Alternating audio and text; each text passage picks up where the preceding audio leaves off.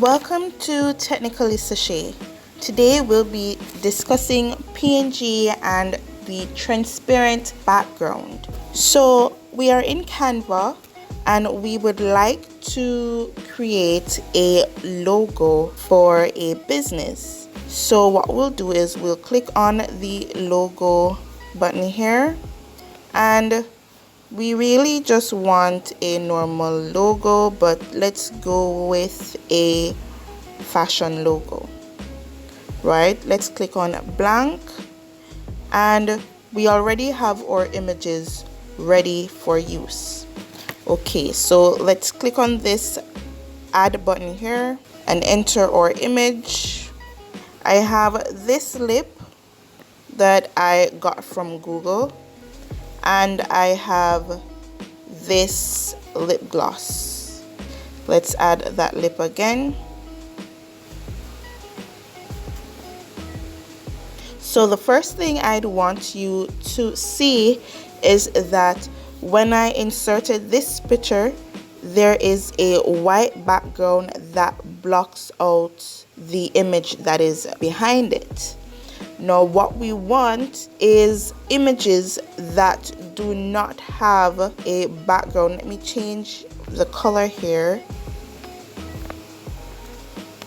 Right, so now you see that both my images have a background, and that is not exactly what we want to see. We want to be able to use our images, layer them on top of each other so that we can see the image behind it. So let me delete these two pictures that I have and insert another.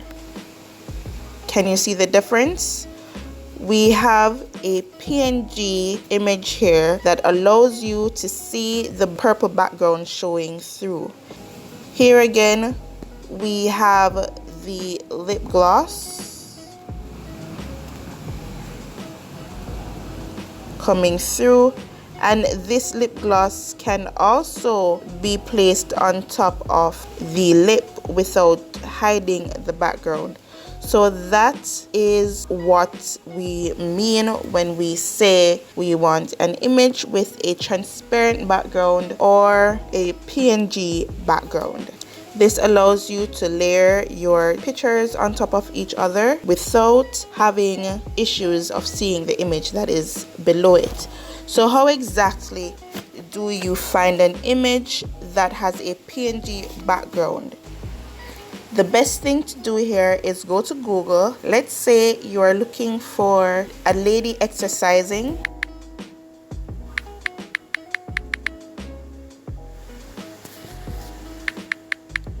And then you'd add PNG behind it. This means not all, but most images will come up with a transparent background. Go to images.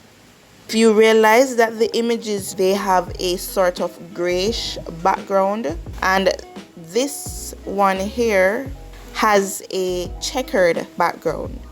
Normally, PNG images will have a checkered background. However, they have the checkered background after you click on the image.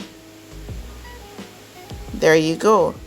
If the image shows a checkered background before you have clicked on it, it possibly will be a JPEG image, which means that someone created the checkered background for it to appear like a PNG. However, it is not necessarily a PNG. When you save it and you open it, it will still appear with a background image, which is the checkered background.